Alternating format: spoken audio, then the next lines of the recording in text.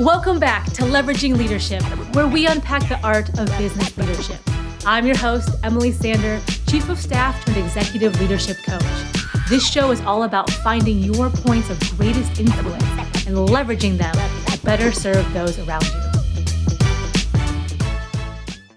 We have a listener question from Octavian, cool name, you could be a Roman emperor, who says, my boss keeps saying, I don't care about the database, I care about results. I've tried to explain we literally can't deliver those results with the new constraints, but he just cuts me off, saying, I don't care. Why do you keep bringing this to me? I'm giving him all the reports. I don't get what I'm missing. Okay. Okay, Octavian, you can conquer empires, but getting through to your boss seems to be challenging. The first thing I'm curious about is what your boss means by results. So if you know what results are, then I think that's a good first step. If you're not, I would get clear on that real quickly.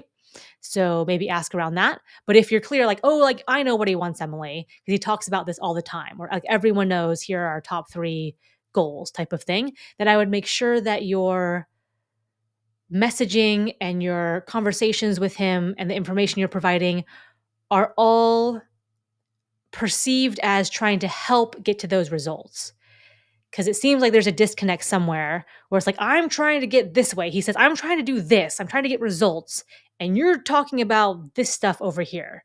You're talking about the database. You're giving me all these reports type of thing. So there's like some disconnect of messaging, and maybe it's just semantics or the words you're using. But I would get crystal clear on like, okay, what results are you looking for? So that's step 1. I tried to explain we literally can't deliver on those results with the new constraints. Okay, so I don't know what these constraints are. Are they like budget constraints? Are they like functionality? I don't know what constraints these are. Let me just say that if you have constraints, I would then flip the messaging or frame the messaging to where you're giving him options that overcome the constraints. Let me try to give an example. So it might be, I can get you to the results you want. I can make this result happen. I will need this, this, and this. That's one way to do it. You might frame it up as option A and B, or option A, B, and C. Like, we have a couple options here. We can get you the results you want with the current budget or current bandwidth or current whatever. Maybe don't use the word constraints unless you need to. But I can get you the results you want with the current situation. That will take this long. Maybe it's a time thing. Like, we can do this. It's just going to take forever. Like, no one's going to want to wait that long. That's option A. Option B is if we had, I don't know, like 2 more people, then we could deliver the results in this amount of time. So you could be like option A, option B. So those are some different ways to get creative about framing up your answer and conversation. And I would make sure that in asking, what do you mean by results? Or like, let me tell you what I think you mean when you say results, or like what I hear when I hear results. I think we mean this, this, and this. Is that what you mean? Oh, no, Octavian. Like, I mean this when I say, oh, okay, hold on. That changes the game. Let me now rethink my answer type of thing. In all of that, I would be sure not to make it confrontational. I would be sure not to make it like, well, like you weren't clear on the results. I would just make it as objective, as neutral as possible, where I just want to make sure I'm understanding results accurately. Can I share what I hear or what I understand to be the results? Something like that, to make it just, I'm trying to get clear. I'm not trying to be an asshat here. I'm just trying to be clear. Then when you talk about the options, or like what I would need, don't make it like what I would need to get you the results you need. Like, don't take that track or take that tone. I would just literally share the facts, like share the data you have. Like, here's what I have to work with. Here's the constraints, or here's the parameters I have to work with. So if you're saying, I want this result, then here's what we can do. given the parameters we have right now. Now, if these parameters can change in any which way, then that changes the outcome, that changes the timeline, that changes the deliverable, that changes the whatever, and we can talk about option B over here. Okay.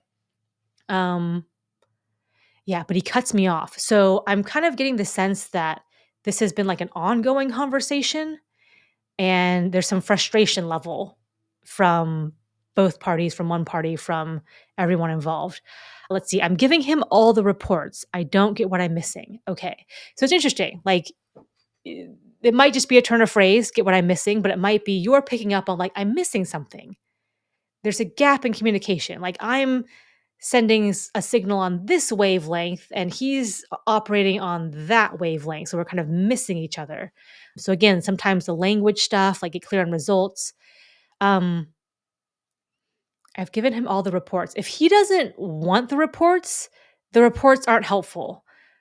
I don't know what these reports are. If I've had situations where it's like, here's like the source material, here's the deep dive, here's what I look at every day, and someone's like, I don't care about that. I can't even read that if I wanted to. I don't know what that means. Just give me the bottom line. Give me the results.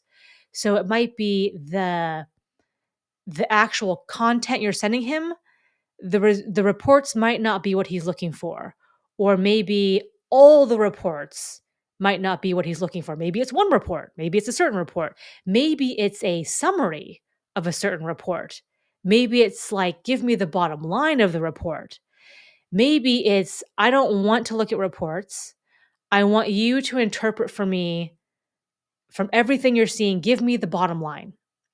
And this can be a good framework for you to use and for anyone to use if they have this type of boss. Where it's like, I'm not gonna read the reports. I'm not gonna sit there and dig through the data sets. Are you kidding me? I'm not like rummaging through tables and data and like charts and everything. Give me the bottom line and then I will tell you if I want further information. So it could be instead of giving him all these reports, all right, what's the bottom line? Like, what's the crux of the issue? What is the decision to be made? What is, here's what he wants in one sentence. Here's what he wants in 3 bullet points, short bullet points. It's kind of like an iceberg. Like you're sharing the tip of the iceberg. Do you know more? Is there more data and information in all the reports? Absolutely. Absolutely. And that's what you live and breathe. But he just needs the tip of the iceberg. He just needs the bottom line. So it might be, and I've had people like in coaching sessions, like we need to do a share screen, like, here's my email to my, I'm like, no, no, no, no. Like that's like walls of text. I've spoken with your boss, or I get a sense of your boss from our conversations. They want like the bottom line. Do 2 sentences with the bottom line and then say, happy to discuss further, or happy to jump on a call, or let me know if you need anything else I can talk you through in 15 minutes type of thing. Most bosses, most high level executives appreciate that because they're running around doing like 47 different things and they're like, I don't have time for all the reports. Just tell me the thing and then I'll ask you if I need more information. So that might be something you can use here. I don't get it. What I'm missing. You could just have like kind of like a timeout, like, hold on, like we're missing each other here. We're missing each other. I'm not trying to be difficult. Like, and you can turn it on yourself and be self-deprecating. What am I missing? Like, I'm missing something here. And I might be like, all right, your boss might go, okay, okay, nope, okay, timeout. Yep. Um, Look, I feel like we're missing each other here and open up that kind of dialogue. Okay, yeah, no, I sense that too, but I'm trying to do this and I'm trying to give you, and you're not responding to this. And the boss might say, okay, I don't want this though. I don't want this. That's where I don't want this. I want that. Oh, okay. You want that. Yeah, okay, I hear you say you want that. I don't quite know why you want that. Okay, let me explain why I want that. Da, da, da. Okay. Once you explain it that way, I can connect the dots. You were like talking in smoke signals. You were talking in weird language. Now I know the why and the what behind it. Okay, now I can better answer your question. Might not agree with it, might not like the constraints, might not like the situation, but now I understand. Now we're speaking the same language. Now we're on the same radio frequency. We're on the same wavelength. At least we're talking to each other here. So I would try to level set and get yourself on that plane of dialogue, even if you are still like, I don't agree with what you're asking me, or I don't agree with what you're asking me to do with little resources or whatever situation you have. Okay. So my boss keeps saying, I don't care about the database. I care about the results. Okay. So database is interesting. So in my experience, I used to work for a company where our data and our data set was like our proprietary gold. Like everyone in the industry wanted it and we had access to it. And so our database was precious. But it wasn't the database itself, it was what we could get out of the database and how we could manipulate the data and slice and dice the data. And for a while, we were like monolithic. We were like, here's the database, but no one can get to it because of the coding we had, like Ruby on Rails and some other kind of esoteric way that people had initially set that up. And we eventually had to dismantle that whole thing and recode the thing. And it took 18 months, but it wasn't sexy, is the point, but we needed it to do everything else we wanted to do with our product set, with our customers, with reporting, with visibility, with all this stuff for strategic partnerships, like all this stuff. We needed to be able to get into the database. So this might not be your case at all, Octavian, but just because I have that in my brain, it might be your boss is saying, I don't care about the database. I care about the results, meaning I care about what we can get out of the database. I care about what the data tells us.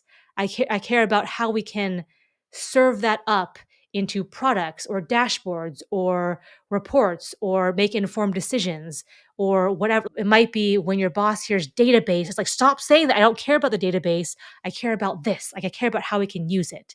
So it might be a little bit of that dialogue as well. Okay.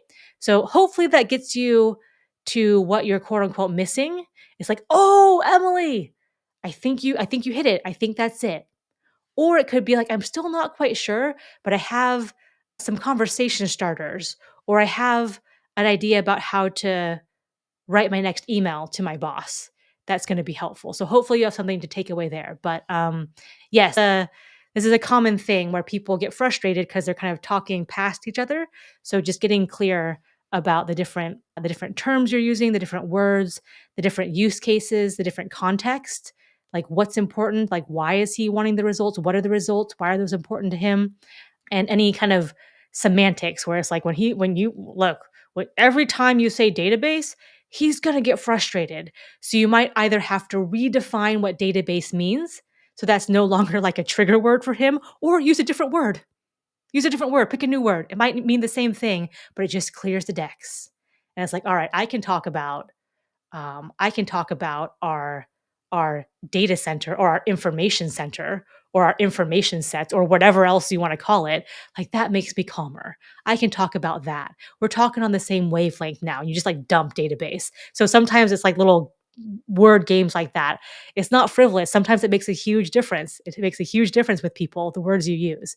So anyway, hopefully that's been helpful, and we will call this one a wrap, and I will catch all of you next week on leveraging leadership. If you enjoyed today's episode, please like, share, and subscribe wherever you get your podcasts.